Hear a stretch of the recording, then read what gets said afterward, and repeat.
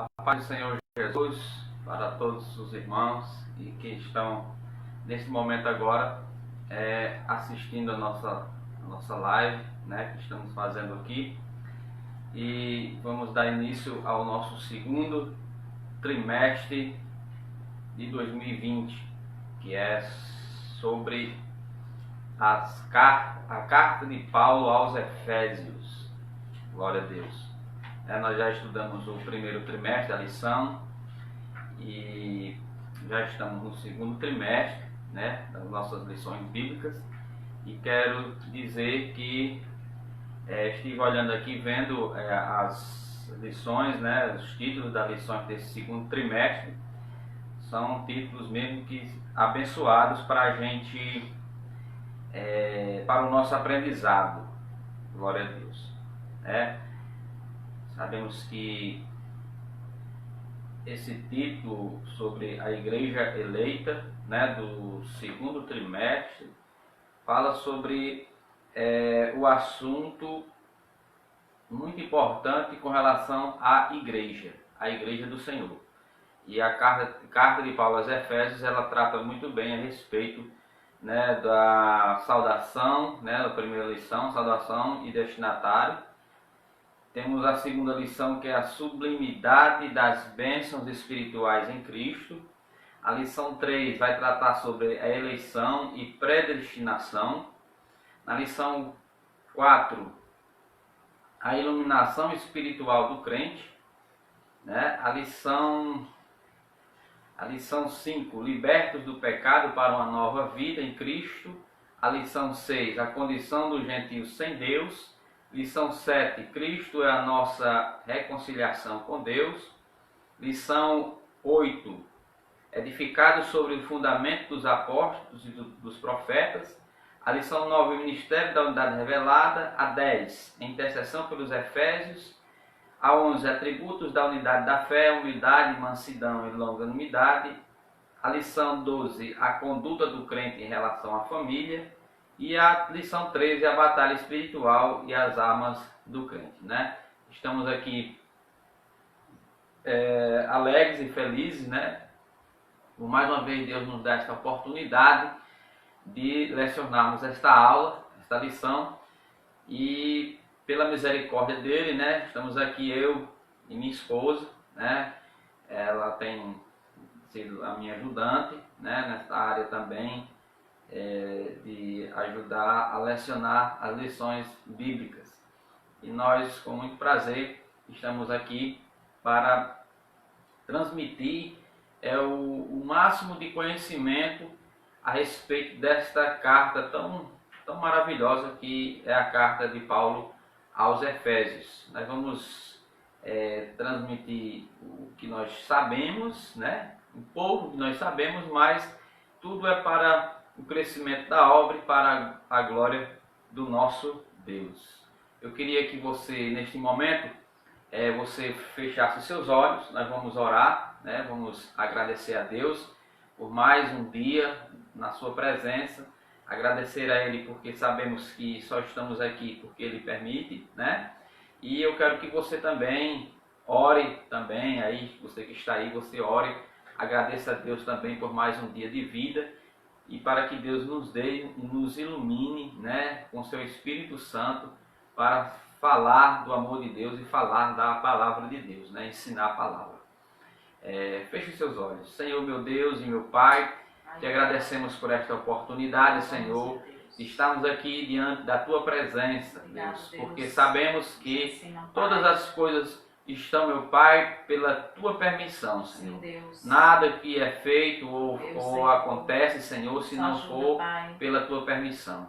Assim, meu Pai, abençoa os Teus filhos também que estão a nos assistir, Pai.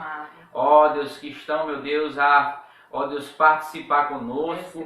E assim, Senhor, visita cada lar, a cada família neste momento, Pai. E que Tu possas, Senhor, ó Deus, também ali visitar as pessoas que estão enfermas. Sim, as pessoas que precisam, Pai, que estão nos hospitais. Sim, meu Senhor, vai ali visitando, meu tirando Deus, todo o mal, Pai. Sim, fazendo, Senhor, uma obra maravilhosa, uma obra milagrosa nas pessoas, dessas Faz pessoas assim, que Pai. precisam, Nós, ó assim, Deus, de uma clamamos a oração, Ti, que Deus. precisam de uma cura, que Espírito precisam, meu Santo Pai, de também, Deus. ó Deus, de um alento, Senhor, Deus. espiritual, Grande Pai. é o Teu nome, Deus, Jesus. muito obrigado, Pai. Obrigado, Deus. Nós te agradecemos e assim nos ajuda Bendito seja e o nos Teu nome, ensina Deus. em nome Em nome do de Senhor Jesus. Jesus. Glória a Amém. Deus.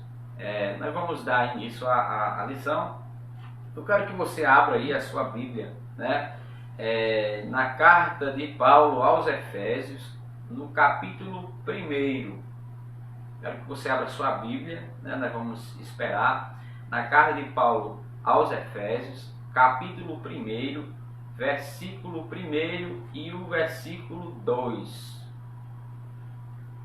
Efésios capítulo 1, versículo 1 e o versículo 2. E também, quando nós lemos o Efésios 1, versículo 1 e o 2, você abre em Atos dos Apóstolos, capítulo 19, versículo de 1 até o 7.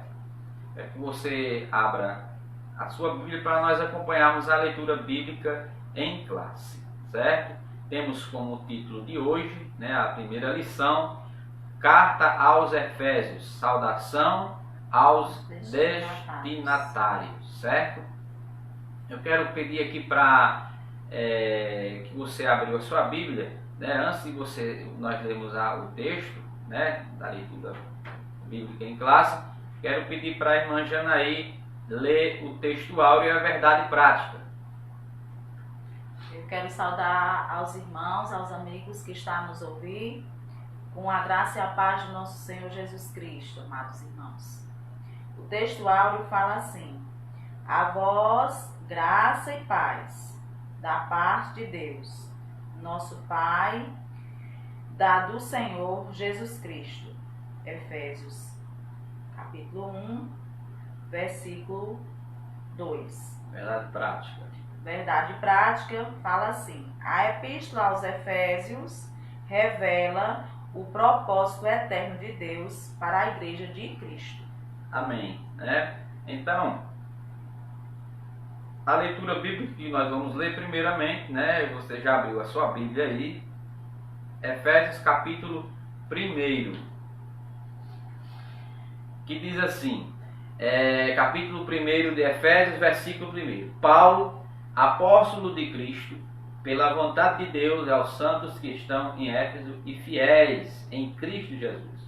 A vós, graça e paz da parte de Deus, nosso Pai, e do nosso Senhor Jesus Cristo.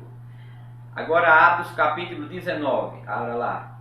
Atos capítulo 19, versículo 1 em diante. E diz assim: e sucedeu que, enquanto Apolo estava em Corinto, Paulo, tendo passado por todas as regiões superiores, chegou a Éfeso e, achando ali alguns discípulos, disse-lhes: recebestes vós já o Espírito Santo quando crestes? E eles disseram-lhe: nós nem ainda ouvimos que haja Espírito Santo. Perguntou-lhes então: em que sois batizados então? E eles disseram: no batismo de João. Mas Paulo disse: certamente João batizou com o batismo do arrependimento, dizendo ao povo que cresce no que após ele havia de vir, isto é, em Jesus. E os que ouviram foram batizados em nome do Senhor Jesus. E impondo-lhes Paulo as mãos, veio sobre eles o Espírito Santo, e falavam línguas e profetizavam. Estes eram ao todo uns 12 varões. Glória a Deus.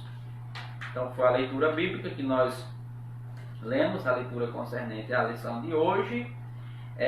Os objetivos aqui nós temos hoje, a da lição refere-se ao que o professor, né, nós estamos lecionando, né, apresentar a autoria da data da epístola, certo? A autoria e a data da epístola, identificar para quem foi dirigida a epístola aos Efésios e explicar o propósito da escrita e a mensagem contida na epístola.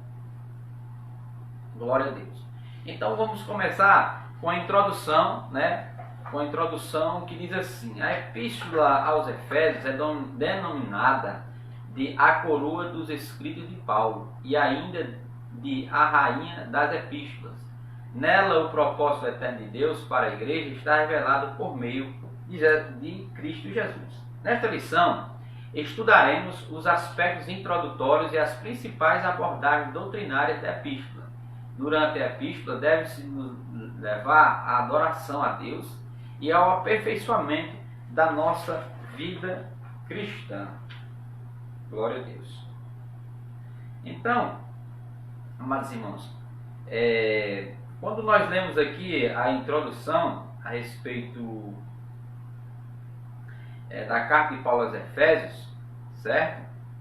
Mostra que Paulo ele direcionou a sua carta para os irmãos, né, lá em Efésios, tanto irmãos crentes, certo, que são judeus, como também para os cristãos, né, gentios. Porque, irmãos, nós já ouvimos falar de certas pessoas que falam que Deus teve um plano B para a igreja. E que plano B foi esse? O plano B é que, como os judeus não creram em Jesus, não aceitaram o Filho de Deus, a oportunidade veio para os gentios. Mas os gentios, que somos nós, a igreja eleita, nós não somos o plano B de Deus. Por quê? Porque nós já fomos eleitos desde a fundação do mundo. Nós já fomos escolhidos desde a fundação do mundo. Deus já havia escolhido a igreja, já havia escolhido os gentios, tanto os judeus como os gentios. Então, em Cristo não há judeu e nem gentio, certo? Em Cristo não há judeu nem gentio. Não há diferença de gentio, que não é da linhagem, né, da descendência de Abraão, pela carne, mas nós somos da descendência de Abraão pela fé. Por isso que é chamado Abraão pai da fé, né? Exatamente. Então nós fomos eleitos por quê? Porque Deus, assim, Ele escolheu a igreja desde quando, no Antigo Testamento, várias profecias a respeito de que a igreja, né, do Senhor seria numerosa como as estrelas do céu. Foi uma promessa que Deus fez a Abraão, né, que a descendência dele seria como as estrelas do céu. Que seria quem? A igreja, né, que somos nós, a igreja do Senhor, a igreja eleita, certo? Então, nós sabemos que Paulo, né, ele fala sobre primeiramente a autoria, né? Ele coloca aqui a época, né? Diz assim: o autor inicia a carta declarando sua identidade, né? Paulo, apóstolo de Jesus Cristo, ele não foi nomeado como apóstolo por Jesus, mas quando ele teve aquele encontro lá, né, quando ele ia no caminho, né, de cavalos, montado no cavalo, ele ia para perseguir os cristãos, né? E quando ele ia no caminho, Jesus Cristo apareceu a ele com uma luz, né, muito forte. Ali, naquele momento, foi que Paulo, que era Saulo, ele veio a ouvir a voz de Jesus que dizia assim: Saulo, Saulo, por que me persegues? Né? Atos 13, 9 fala, né? Em Atos 13, capítulo 13, verso 9, a irmã Janaí vai ler. Que diz assim: todavia Saulo, que também se chamava Paulo, cheio do Espírito Santo, glória a Deus, fixando os olhos nele, disse: ó filho do diabo, cheio de todo o engano e de toda a malícia, inimigo de toda a justiça, não cessarás de perturbar os retos caminhos do Senhor? Então, Paulo aqui, ele se autodenomina apóstolo porque ele foi nomeado por Jesus, né? Como diz aqui no primeiro versículo. O livro de Atos menciona ele, né? Como eu falei, se chamava Saulo, né? E também conhecido como Paulo. Em hebraico, Saulo significa solicitado, provavelmente uma homenagem a Saul, né? O primeiro rei de Israel, que pertencia à mesma tribo do apóstolo Paulo, né? Já Paulo, o nome Paulo significa pequeno, né? Então, quando Paulo conheceu a Jesus no caminho, né, para Damasco, assim, ele ia no caminho para Damasco, e quando aquele encontro que ele teve, aquela grande luz, né, que ele teve, que Jesus apresentou-se a ele com a voz e uma luz muito intensa, que ele ficou cego, né?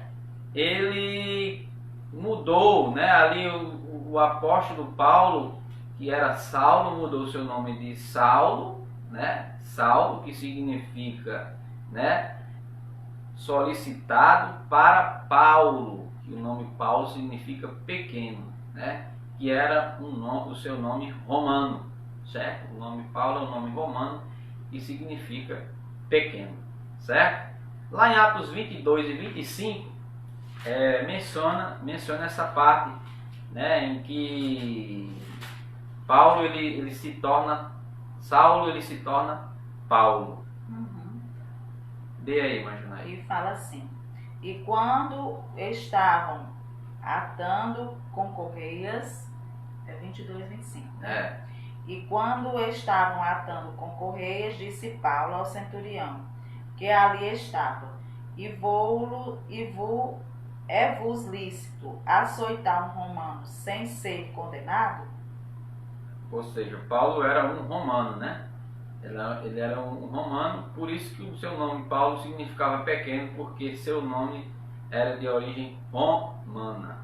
A assinatura apostólica. Nas 13 cartas de sua autoria, né, o apóstolo se identifica como Paulo, nunca como Saulo, né? Nós vemos que ele escreveu 13 cartas, né, do Novo Testamento. Praticamente, quase o Novo Testamento é de autoria da maioria, né, das cartas. Quem escreveu foi Paulo, né? Todas as 13 cartas ele se auto-intitula como Paulo, né? Ele se identifica como Paulo, nunca como Saulo. Provavelmente, né, por considerar o nome mais apropriado para evangelizar o mundo gentil, né? Por quê? Eu vejo que Deus, quando escolheu a Paulo, meus queridos, porque ele era um homem dotado de muito conhecimento. Ele era um judeu que foi aluno, né, de uma das escolas, das melhores escolas judaicas, né? Pertencia a um conhecimento muito grande a ele. Por quê? Porque ele por ser discípulo de Gamaliel, né, era como se fosse uma faculdade que ele tinha, era formado, né, era doutor, né, formado na lei. Ele se tornou Paulo porque o próprio nome diz pequeno. Ele perseguia em nome da religião. Ele matava em nome de Deus. Isso mostra que a religião, né, desde os tempos passados, nada é. Porque se nós colocarmos a nossa confiança na religião, como muitos colocaram, só vamos ver o que? A aparência do homem, né? Só vamos ver o exterior. E era o que existia em Paulo. Paulo, por ser um homem tão religioso, né? Saulo, por ser um homem tão religioso, ele matava os cristãos, perseguia, né? Mas depois de ter tido um encontro com Jesus, ele colocou a Cristo em primeiro lugar e se tornou pequeno. O próprio Paulo, o nome Paulo significa pequeno, ou seja, ele se tornou pequeno diante de Deus, diante da sua situação quando ele conheceu a Jesus Cristo. E lá em Filipenses, amados irmãos, no capítulo 3, no versículo 5, Paulo fala isso aos Filipenses, né? Ele diz assim: circuncidado ao 8º dia, linhagem de Israel, da tribo de Benjamim, hebreu de hebreus, segundo a lei, fui fariseu, né? Paulo mesmo retrata, como Pedro falou aqui sobre a lei. Ele era um fariseu, né? Ele era fariseu, ou seja, ele tinha muito entendimento, sabia muito, mas ele não exercia aquilo da lei, do que ele falava. As obras de Saulo, vamos dizer assim, né, que foi transformado o Paulo, que ele passou de perseguidor a ser perseguido, antes o que ele falava era só sobre a lei, como se a lei ali edificasse alguma vida. E nós sabemos que nós precisamos saber e ter o conhecimento da verdade, da palavra, que nos edifica e que nos traz conhecimento para nós estarmos com a mente ligados em Cristo. Mas que Paulo passou a ser diferente. Outro detalhe relevante que nós vemos é a reivindicação da autoria, né? Nós estamos falando aqui sobre a autoria da carta aos Efésios. Nós sabemos que foi Paulo, né? Então ele também, uma coisa relevante é que ele reivindica, né, a sua autoria apostólica com a ressalva pela vontade de Deus, né? Ele escreveu pela vontade de Deus, isto é, não escolhido pelos homens, né? Lá em Gálatas capítulo 1, versículo 1, fala a respeito. Por que ele diz não escolhido pelos homens? Porque nós sabemos que o ministério apostólico, né, hoje existem os apóstolos, existem profetas, existem pastores, existem evangelistas, todos escolhidos pelo ministério, né? Os homens escolhem, Deus ele usa o ministério para nomear os ministros, os profetas, os apóstolos. Mas Paulo aqui, ele foi nomeado diretamente por Deus, né? Ele foi uma nomeação divina que o tornou apóstolo. Não como os outros apóstolos que foram escolhidos por Jesus. Jesus ele escolheu um por um. Mas ele foi escolhido apóstolo depois que Cristo subiu, né? Ele foi escolhido já mesmo no período em que a igreja estava sendo perseguida. Gálatas 1:1. Gálatas 1:1. Paulo apóstolo não dá parte dos homens, nem por homem algum, mas por Jesus Cristo e por Deus Pai, que o ressuscitou dos mortos. Amém. Glória a Deus. E todos os irmãos que estão comigo, as igrejas da Galáxia, né? Galáxia. Que ele já estava escrevendo para ali. Aos Gálatas. Aos Gálatas. Então, irmãos, uma epístola que foi escrita, né, na autoria de Paulo e que, um detalhe, foi escrita na prisão, certo? Ele estava preso, né? A epístola foi escrita no período em que Paulo se encontrava em Roma preso. Ele se identifica como o prisioneiro de Jesus Cristo. Nós vemos lá no capítulo 3, versículo 1, ele fala, né? Paulo, prisioneiro de Jesus Cristo. Então ele nos mostra que ele escreveu essa epístola em prisão.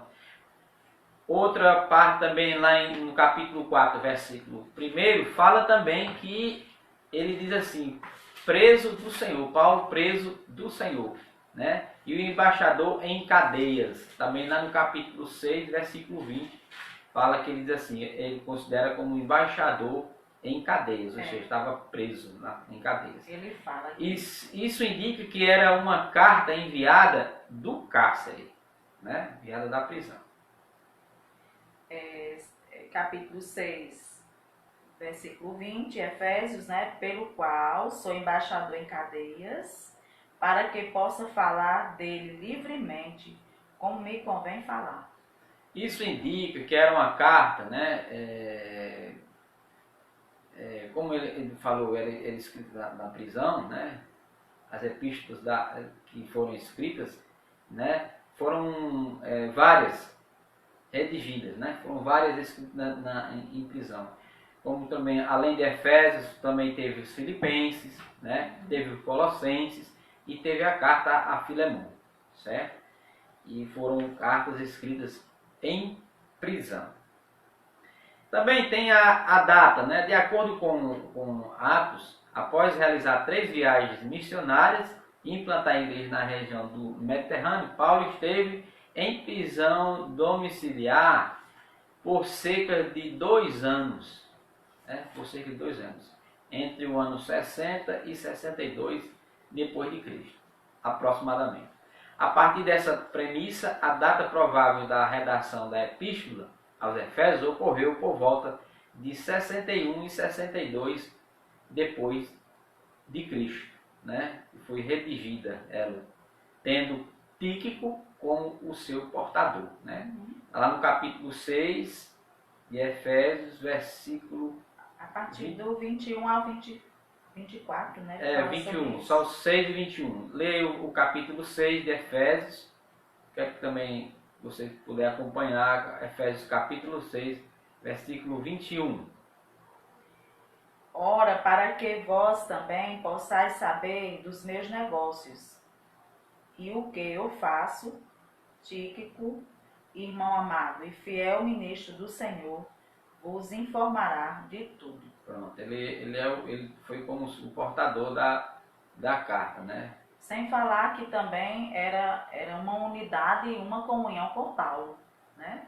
Ele estava ali em prisão, trabalhando na obra, porque Deus estava, através do Espírito Santo, ministrando a ele as palavras e o conhecimento para ser proclamado a palavra para o povo de Deus.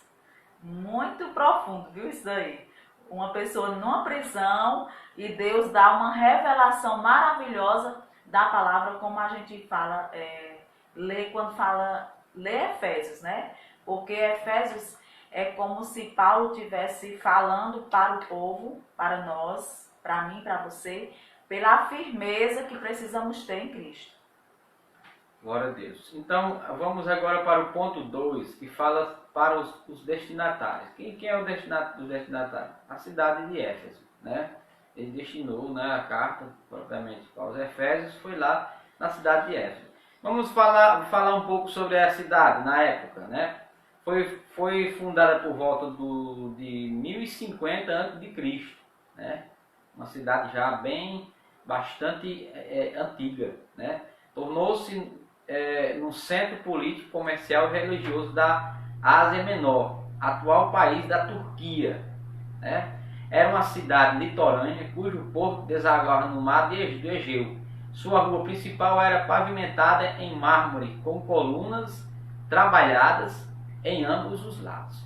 Nós vemos aqui, irmãos, um detalhe, né? Era uma cidade que era trabalhada em mármore, ou seja, é uma cidade rica, né? Porque nós sabemos que o mármore é uma pedra, né? Preciosa, mármore lapidado, mármore ele é uma pedra que é cara, né? E era lapidada, né? Era feita de mármore. Então nós vemos que era uma cidade, nós vamos ver aqui mais para frente, né?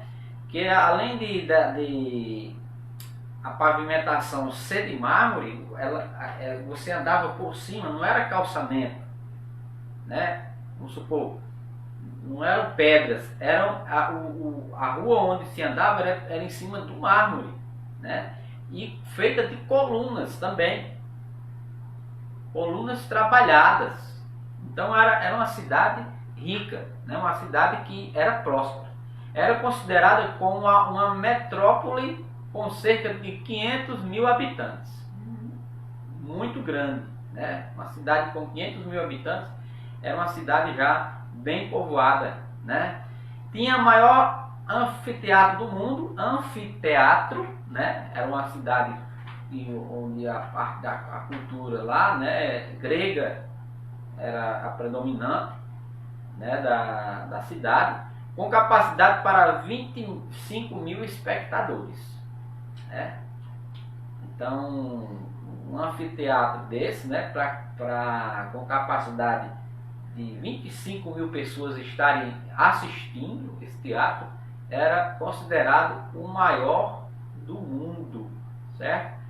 Próximo dali ficava o estádio com a pista de corridas e a arena onde ocorriam as lutas entre animais selvagens, como também entre homens e animais.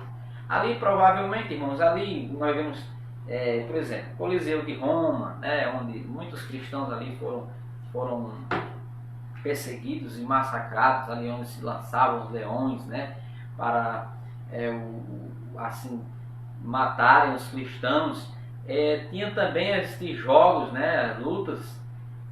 Eles colocavam os animais selvagens ali para brigarem entre si, né, de animais selvagens, como também entre homens e animais. Ali ocorria ali a luta, né, colocar os animais, e os homens armados iriam para uma luta com os animais selvagens também. Aí a parte religiosa em Éfeso é o ponto 2, não, o item 2. A cidade abrigava o templo de Ártemis, ou seja, lá também era uma cidade que tinha como deusa, né, Diana, que Ártemis era Diana, a deusa da fertilidade. Era um templo, irmãos, obsceno, né, onde nós vemos que existiam dentro desse templo figuras e estátuas dos órgãos genitais, certo? Masculino, certo? E por quê? Porque a Diana, por ser uma deusa da fertilidade, exaltava a mulher que procriava, que dava à luz, que era considerada a mulher que mais dava à luz, que mais tinha filhos, né? Era abençoado por ela porque era fértil. Mas também tinha os cultos mais obscenos possíveis, né? Porque eles endeusavam essa deusa, né? Essa deusa Diana, por ser deusa da fertilidade, tinham seus cultos pagãos obscenos, né? Construído também, ela era construída em mármore, né? Era um ídolo, um poste ídolo, né? E nós vemos aqui a primeira menção de que era uma cidade idólatra. Se concentrava principalmente na deusa Diana, na época. A economia da cidade dependia dos milhares de turistas que a visitavam. Então, você vê, vamos supor, existem os deuses, existem as entidades que o povo na época cria muito, e essa deusa Diana era uma deusa muito idolatrada, né, pelo povo. Era conhecida na região, né, na Ásia, era considerada uma deusa para eles como uma deusa muito importante, e viam gente de todas as partes para a cidade. Eis o motivo da cidade ser uma cidade também rica, né? Porque atraía muitos turistas para visitar esse templo, né? O templo de Ártemis. Sua maior fonte de renda era o comércio de nichos de prata vendidos no templo. O que são nichos? Os nichos de prata são cavidades. Cavidades eram tipo assim uns compartimentos feitos de prata para se colocar o ídolo dentro, certo? Os nichos de prata eram vendidos no templo lá para colocar os seus ídolos. Compravam, com certeza tinham os ídolos, as estátuas, as imagens, né, pequenas, para eles colocarem dentro da cavidade. Vamos supor que na parede eram lá também no templo, tinham os nichos, quer dizer, nicho é cavidade, compartimento, onde se era colocado ali aquele deus, aquela imagem dentro da cavidade. Eles vendiam, e esses nichos eram nichos de prata, certo? Para você ver a riqueza dessa cidade, né? Não era de madeira, era de prata. E prata era um metal precioso da época, e vendiam aos que vinham, né? Visitavam a cidade, né? que vinham visitar o templo e tinham a oportunidade de comercializar esses nichos, né? Razão pela qual os seus moradores ficavam alarmados com a pregação de Paulo contra a idolatria. Foi por conta disso que lá em Atos 19, eu queria pedir para a Janaí abrir, Atos capítulo 19, versículo 27 ao 29. Foi por conta disso que quando Paulo chegou lá a visitar essa cidade, quando ele foi falar, meus irmãos, de idolatria, eles ficaram alarmados. Como é que você fala de um Deus que é maior do que a nossa deusa Diana? Como é que você pode falar algo que venha de contra a nossa fé, as nossas crenças, né? Por ser um povo muito idólatra, Paulo sofreu as consequências lá. Não somente há o perigo de que a nossa profissão caia em descrédito, mas também de que o próprio templo da grande deusa Diana seja estimado em nada, vindo a majestade daquela que toda a Ásia e o mundo veneram a ser destruída. Ouvindo isto, encheram-se de ira e clamaram, dizendo: grande é a Diana dos Efésios. E encheu-se de confusão toda a cidade. E encheu-se de confusão, por quê? Porque eles começaram a dizer: não, e não existe só a deusa Diana, como é que ele está pregando um Deus aí, um Deus que é um Deus invisível, está pregando esse Cristo? Continue.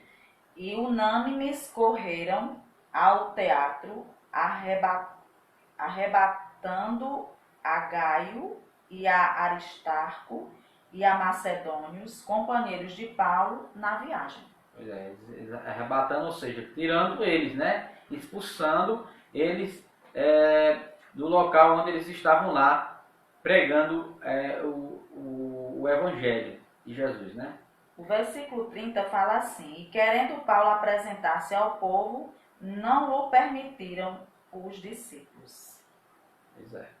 Então, irmãos, era considerada a igreja, né, principalmente lá em Éfeso, era considerada como uma afronta, né, a pregação do Evangelho de Jesus lá em Éfeso, por conta de tudo que a gente falou aqui a respeito da idolatria que existia. Paulo, no caso lá na igreja de Éfeso ainda, no item 3, Paulo evangelizou a cidade e seus arredores durante 3 anos. Paulo teve ali uma missão, né, uma ordem missionária ali, uma missão de pregar durante 3 anos ali naquela cidade. Quando chegou a Éfeso, o apóstolo encontrou 12 discípulos, os quais batizou nas águas e conduziu a receber o batismo no Espírito Santo. Então, você pergunta assim, mas como assim? Paulo chegou a Éfeso, já tinha discípulos? Provavelmente esses discípulos lá que já tinham, deveriam já ser do tempo em que, em Atos 2, houve, né, o dia de Pentecostes, né, a festa do Pentecostes, e nós sabemos que quando aconteceu aquela festa, Pentecostes, muitos iam a essa festa. Gente de todas as províncias, de todos os lugares, iam a esta festa e com certeza eles evidenciaram ali a pregação, né, do apóstolo Pedro, né, quando lá dizem que quase 3.000 almas, né, quase 3.000 almas aceitaram o Evangelho, a palavra que Pedro havia dito, e estima-se que através disso esses discípulos, né, que Paulo encontrou lá, seriam já desse tempo, né, em que ouviram o Evangelho pregado lá no dia de Pentecostes e eles receberam. Mas eles ainda não eram batizados, né, com o Espírito Santo. Eles conheciam que, até no versículo 5 ao 7, eu queria até que Janaí lesse aqui, peraí, tem aqui. Nós vemos na leitura bíblica em classe aqui, ó, do 5 ao 7, diz assim: e os que ouviram foram batizados em nome do Senhor Jesus. No versículo 4, Paulo perguntou assim, né? Não, ele perguntou no versículo 3. Em que sois batizados então? Eles disseram, no batismo de João. Eles já eram batizados. Né? Mas certamente João batizou com um batismo de arrependimento, dizendo ao povo que cresce que após ele havia de vir, isto em Jesus Cristo. Os quais ouviram e foram batizados em nome do Senhor Jesus. E impondo a mão, veio sobre eles o Espírito Santo. Né? E naquele momento ali eles foram batizados pelo Espírito Santo. Em seguida, evangelizou os judeus na sinagoga, né, por espaço de 3 meses. Lá em Atos 19:8, né, as sinagogas onde estavam os judeus, né, onde estavam lá o povo que eram doutores da lei, eram pessoas que eram totalmente mesmo fiéis à lei de Moisés, e Paulo pregou lá dentro das sinagogas, falando, né, a respeito de Jesus Cristo, que havia ressuscitado, né, o Filho de Deus. E com certeza também ele encontrou atritos lá, né? Encontrou pessoas que não aceitaram o Evangelho por conta que alguns judeus eles não queriam saber dos ensinos de Jesus, né? Alguns que eram doutores da lei não criam em Jesus, mas outros também que ouviram, creram em Jesus Cristo, ser o Filho de Deus. Por isso que haviam judeus convertidos ao cristianismo. Glória a Deus.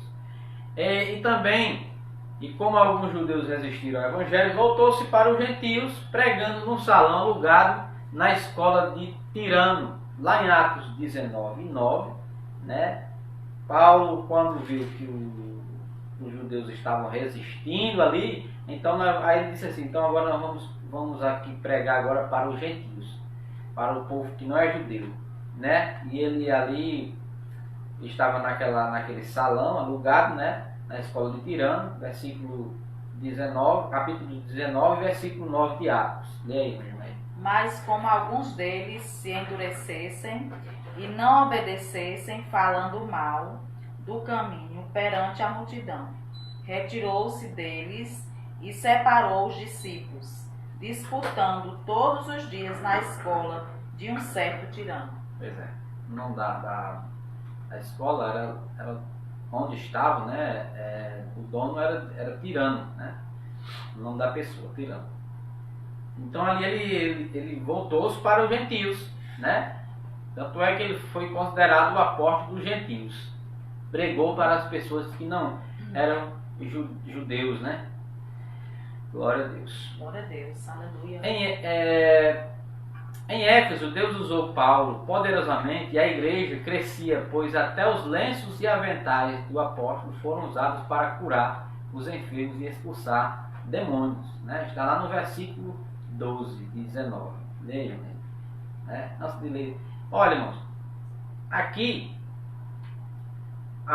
o trabalho que Paulo teve lá em Éfeso foi um trabalho maravilhoso, né?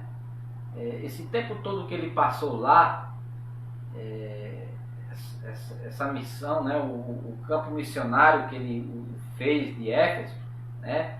Os frutos que foram alcançados lá nessa cidade foram muito grandes. Por quê? Porque Paulo, ele, além de ter ensinado, pregado, de ter achado resistência na época, tanto na parte religiosa, né, quanto também nos costumes, Paulo encontrou muita resistência, mas graças a Deus, né, que Deus estava com eles, ele deu também autoridade de curar enfermos, né, como também o Senhor dá a cada um daqueles que buscam a Ele, que estão dedicados à obra. Deus dá o dom, né, para que tenham autoridade de expulsar demônios, de curar os enfermos.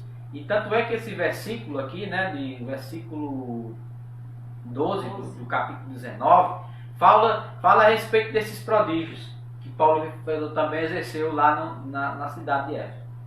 De sorte que até os lenços e aventais se levavam do seu corpo aos enfermos, e as enfermidades fugiam deles, e os espíritos malignos saíam. Certo? Então, é como se, por exemplo, quando eles ouviam, Paulo já estava com uma fama, né, de que ali o cristianismo já estava tendo uma fama boa e que Paulo era considerado um homem de Deus. As pessoas, vamos supor, elas pegavam os lenços e aventais, né, e passavam em Paulo, né? Eles como se fosse assim, eu vou passar esse lenço, pela fé eles usavam, né, a fé deles, passavam o lenço para que quando passassem neles, ali os enfermos eram curados, certo? Então, isso é uma prova de que, por que fulano precisa usar um lenço? Que fulano tem que fazer? Não, Deus tem os seus propósitos, suas maneiras, várias maneiras. E uma das maneiras para isso acontecer é a fé, certo? As pessoas tinham a fé de que se tocasse, por exemplo, a mulher que tinha um fluxo de sangue, né? Ela disse assim, ela creu que se tocasse na orla, pelo menos assim, um pouquinho assim, na orla, ela seria curada. Por quê? Porque a fé dela, né, ela permitiu que ela seria curada.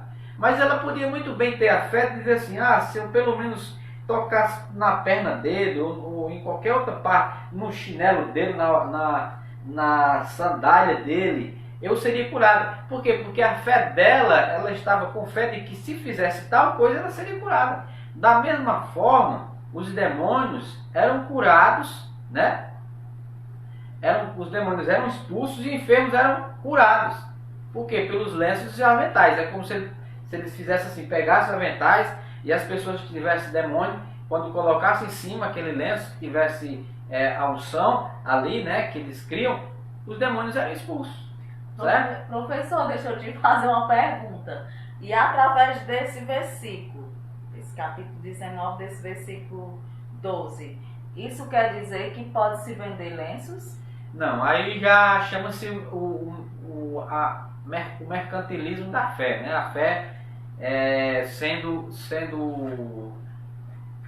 comerciada, né? Não pode, certo? Isso aí, lá, essa passagem bíblica não fala nenhuma assim de dizer assim, o Paulo pegava os lenços e fabricava e vendia. Não, era a fé das pessoas. Mas infelizmente hoje, né, existem a chamada a teologia, né, da prosperidade, e as igrejas neopentecostais, elas usam desse artifício para fazer vários tipos de manobras, de artimanhas, né, de mistificar as coisas. O que é mistificar? É como se fosse assim, olha, esse lenço aqui, ele está ungido, está abençoado, né? Ele diz, eu orei por esse lenço, então quem comprar esse lenço vai ser abençoado. Ou seja, está usando a fé como mercadoria. E Deus condena isso, certo?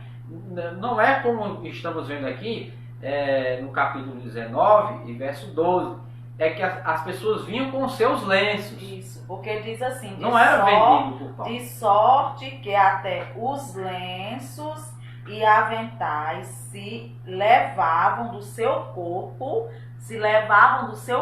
como se ali as pessoas tocassem, né? E pudesse levar, como se eu tocasse aqui em Pedro e eu pegasse um pedacinho aqui, né, da camisa do Pedro.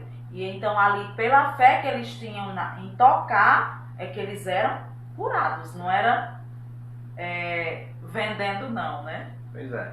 Então a gente vê muito isso aí, o misticismo nas igrejas hoje, né? As igrejas chamadas igrejas neopentecostais, que colocam como se fosse um amuleto, né? É a chave, é o lenço, é a rosa, é caneta, tijolo, tudo, né? Eles colocam como mercadoria tudo para obter assim recurso que não é um recurso justo, certo? É um recurso que é dado através de uma fé fajuta, é uma fé que no caso fica explorando, né, a boa vontade alheia dos cristãos, certo? Mas Deus não nos ensina assim, a palavra de Deus não ensina a nós fazermos dessa forma, certo?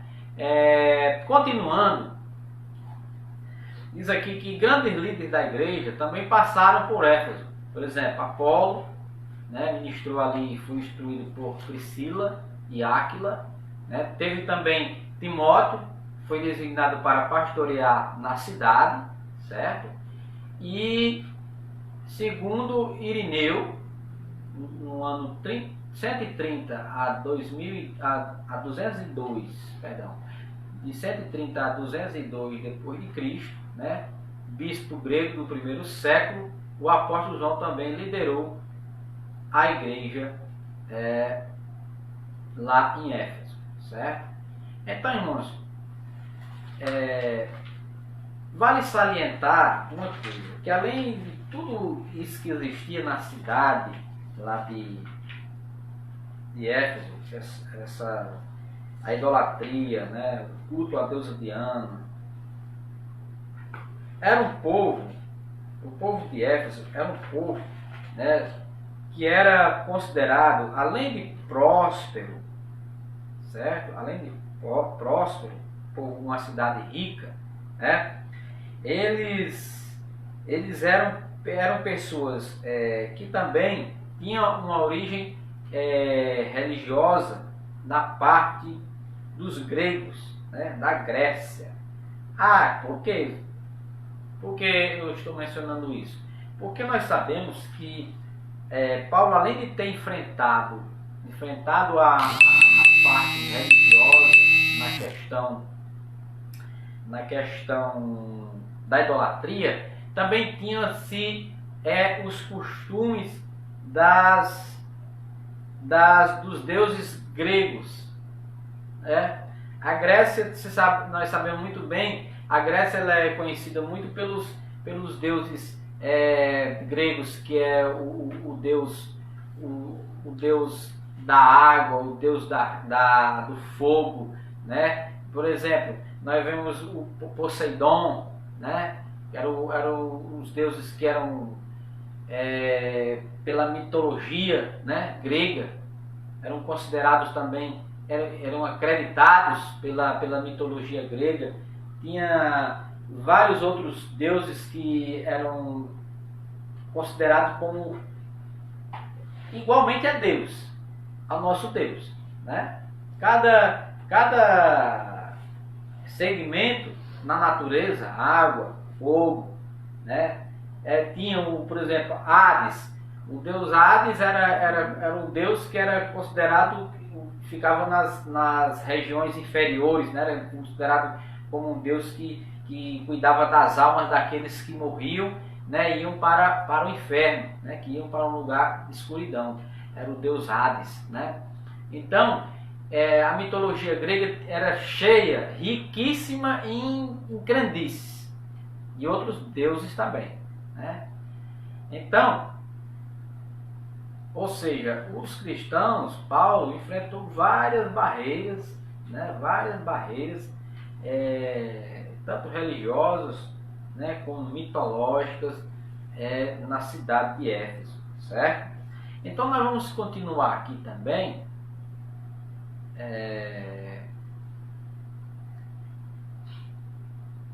Continuamos aqui a lição, que diz aqui. É o propósito agora, né? Assim? É sim.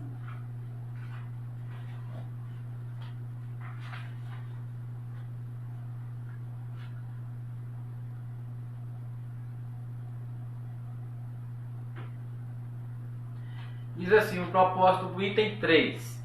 Diz assim, o propósito. Aparentemente, a epístola não aborda nenhum problema específico como em outras de Paulo.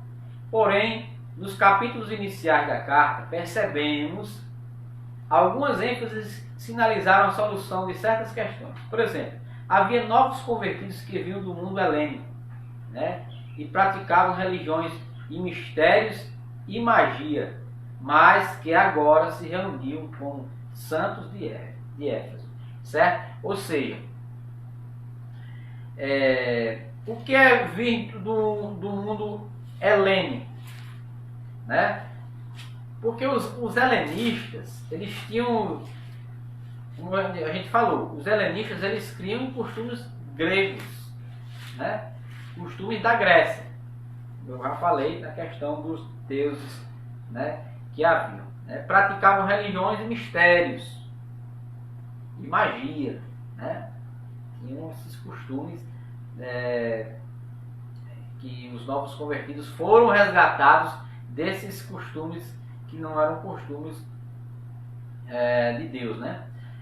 Não por acaso o apóstolo Paulo mostra àqueles crentes que Cristo está no controle do universo inteiro, né? Falando a respeito de todas as crenças que ele tinha, mas mostrando o Deus verdadeiro que tinha controle e poder sobre todo o universo, né? Eles tinham muitos para cada, por exemplo, tinha o Deus Sol, a Lua, as estrelas, para cada coisa, astro tinha um Deus, mas Paulo estava mostrando ali, né? Estava mostrando aqueles crentes que Cristo tinha o controle de tudo. Ele era o Deus de todo o universo, do Sol, da Lua, das estrelas, de tudo. Também é possível perceber outro tipo de ênfase do apóstolo. O passado daqueles cristãos era marcado pela imoralidade e bebedeiras. Como eu falei, né? Os cristãos endeusavam a deusa Diana, né? E nós sabemos que por ser a deusa da fertilidade, tinham ali cultos pagãos imorais, né? E bebedeiras. Mais uma vez salvos, esses cristãos que eram salvos, né, pela graça, eles deveriam adotar um novo estilo de vida em Cristo, né? Então era um desafio para Paulo e todos os discípulos ali que passaram, para eles se converterem e abandonarem todos esses tipos de prática, né? E no capítulo 2, no versículo 5 de Efésios, fala: estando nós ainda mortos em nossas ofensas, nos vivificou juntamente com Cristo. Pela graça sois salvos. Glória a Deus. Destaca ainda uma preocupação com a unidade e a paz entre os judeus e gentios cristãos. Por quê? Porque às vezes haviam aquelas facções. Acreditavam mais, a classe dos judeus acreditavam nisso, outros da classe dos gentios acreditavam nisso. Mas Paulo enfatizava que todos, tanto judeus como gentios, eram um só. Ou seja, irmãos, como eu era antes, eu enfatizava antes na minha vida os 10 rosários que eu tinha, entendeu? Aí Cristo me vivificou novamente, glória a Deus, nasci de novo, me tornei uma nova criatura, as coisas velhas se passaram e eis que tudo se fez novo. Agora eu olho só para Cristo. Então, sobre essas premissas, podemos considerar que uma das intenções do autor aos Efésios era de atender às múltiplas necessidades da igreja, que tinham muitas necessidades, numa perspectiva pastoral, né? Ele tinha um desafio muito grande em os novos convertidos, né? Os novos cristãos de abandonarem as práticas. Era algo muito pesado que ele tinha, né? Uma missão muito pesada mesmo. Para que eles se edificassem, não era ruim. Por isso a carta é apontada por estudiosos como um tratado teológico sobre a igreja, o corpo de Cristo. A mensagem de Efésios gira em torno de duas temáticas: Jesus Cristo, que é a cabeça, né? É o cabeça da igreja, a igreja são os membros do corpo, a igreja o corpo. Assim podemos classificar os desdobramentos desses assuntos nos seguintes eixos temáticos. Primeiro, a consumação do plano eterno de Deus na pessoa de Jesus Cristo, né, que é a primeira temática. A segunda, a atuação do Espírito Santo como penhor da experiência da salvação, você mostrar que o Espírito Santo é a nossa garantia da salvação que Jesus deixou. Penhor significa isso, garantia, né, o selo, né, da nossa salvação. E a reconciliação dos povos, né, por intermédio da cruz de Cristo. E por último, a revelação penúltimo, a revelação do mistério da vontade de Deus por obra do Espírito Santo E 5, um novo estilo de vida baseado na unidade, na comunhão com o Espírito, na frutificação, na adoração e na intercessão no Espírito. Os novos relacionamentos conjugais e a luta contra o diabo. Portanto, a epístola contém uma combinação de doutrina, fé e prática na vida cristã. Ou seja, de tudo quanto Deus fez e do que se espera que a igreja faça. Então, irmãos, aqui nós temos só uma parte didática, né? Algo geral do que é a epístola aos Efésios. Né? Esses temas aqui que foram abordados serão todos estudados durante todo o trimestre, né? E eu creio que vai ser algo de muito aprendizado para nós, a epístola aos Efésios. Então, na conclusão, nós aqui vemos que a epístola revela um elaborado resumo da salvação e suas implicações para a vida cristã. Seu conteúdo recorda o favor imerecido que recebemos gratuitamente da parte de Deus. Suas exortações nos impelem a viver em santidade e alicerçados em Cristo, a cabeça da igreja, a batalhar contra as forças das trevas. Amém? Amém. Que essa aula possa ser uma aula proveitosa para você, não é apenas dando uma introdução a respeito da epístola, né? E na próxima lição nós já vamos ter como título, né, a lição 2, a sublimidade das bênçãos espirituais em Cristo, ou seja, as bênçãos sublimes de Cristo para nós. Então, que na próxima aula, né, você esteja aí atento, nós estaremos aqui, se Deus assim permitir, para lecionarmos a segunda aula desse nosso segundo trimestre de 2020. E vou deixar para nós, amados irmãos, Efésios capítulo 6 e verso 18, que fala: orando em todo tempo, com toda oração e súplica no Espírito, e vigiando nisso com toda perseverança e súplica por todos os santos. Então, que possamos perseverar na unidade da oração, não desistir, orar uns pelos outros, porque cremos que tudo isso vai passar. E em breve nós estaremos juntos ali no templo para adorarmos ao Senhor, o Todo-Poderoso. Fiquemos na paz. Amém. Eu quero convidar a irmã Janaí para concluir com uma oração e depois estarei dando as bênçãos apostólicas. Senhor Deus e Pai, te adoramos, meu Senhor, porque ficamos aqui em unidade, aprendendo da Tua palavra, através do Teu Espírito Santo, nos ensina, nos dá entendimento para prosseguirmos a nossa caminhada em Cristo, abençoando todos os irmãos, todas as famílias, casais, filhos, toda a nossa nação brasileira, Pai.